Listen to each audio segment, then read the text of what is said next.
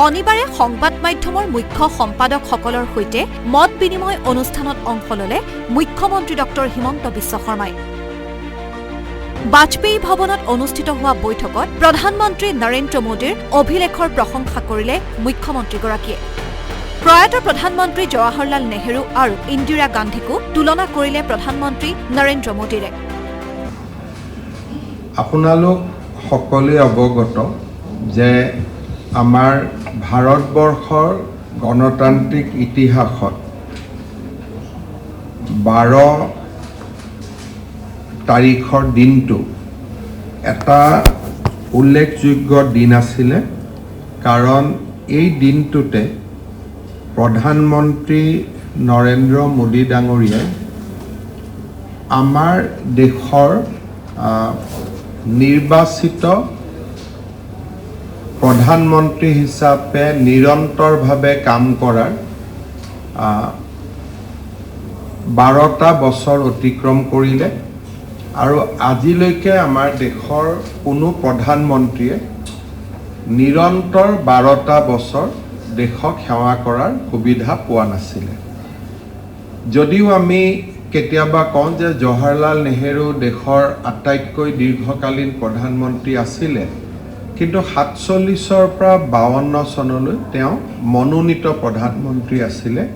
He was not elected prime minister. 1952ত আমাৰ দেশৰ প্ৰথম গণতান্ত্ৰিক নিৰ্বাচন হয়। এটা সুদীৰ্ঘ সময় জৱাহৰলাল নেহৰু আৰু ইন্দিৰা গান্ধীয়ে দেশৰ নিৰ্বাচিত প্ৰধানমন্ত্ৰী হিচাপে দায়িত্বভাৰ চলাইছিলে, কিন্তু নৰেন্দ্ৰ মোদী ডাঙৰীয়াই এই দুইজন প্ৰধানমন্ত্ৰীৰে অভিলেখ ভংগ কৰি তেখেতে বৰ্তমানো শাসন চলাই আছে, যি এটা ৰাজনৈতিক আৰু আমাৰ গণতান্ত্ৰিক ইতিহাসৰ এটা নতুন অভিলেখ।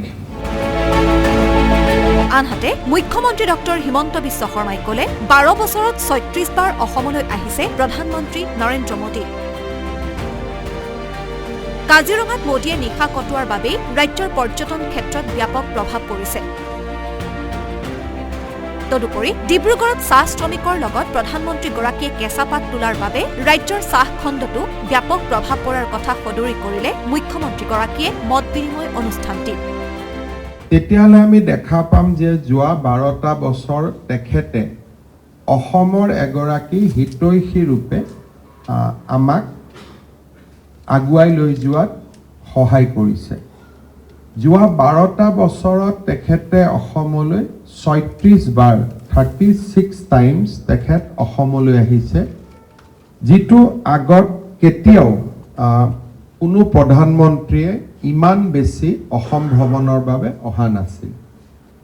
আৰু এটা সময়ত প্ৰধানমন্ত্ৰীসকল আহিলে দিনটো কাৰ্যসূচী সমাপ্ত কৰি উভতি যায়, কিন্তু ভাৰতৰ প্ৰধানমন্ত্ৰী হিচাপে নৰেন্দ্ৰ মোদী ডাঙৰীয়াই গুৱাহাটী, কাজিৰঙা, ডিব্ৰুগড়, যোৰহাট এই সকলো স্থানতে তেখেতে নিশাও কটাইছে।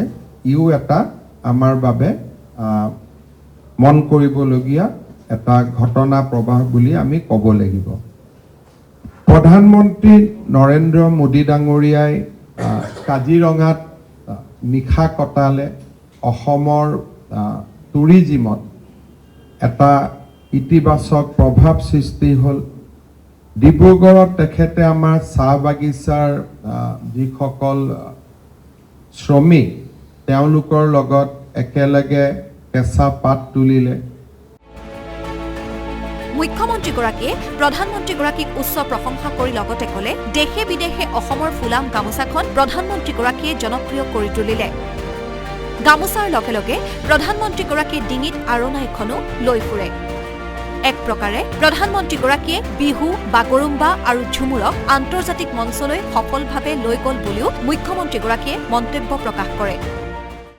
আৰু আটাইতকৈ ডাঙৰ কথা যে প্ৰধানমন্ত্ৰী মোদী ডাঙৰীয়াই অসমৰ ফুলাম গামোচাখন সমগ্ৰ দেশ আৰু বিদেশত তেখেতে জনপ্ৰিয় কৰি তুলিলে।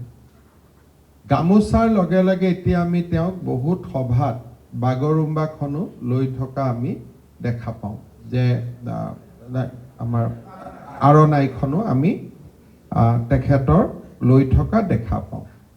বিহু, বাগৰুম্বা, ঝুমুৰ এই তিনিওটা নৃত্যকে বা তিনিওটা আমাৰ সাংস্কৃতিক সম্পদক আন্তৰ্জাতিক মঞ্চলৈ লৈ যোৱাটো তেখেতৰ বৰঙণি আমি নিশ্চিতভাৱে সকলোৱে দেখা পাইছোঁ।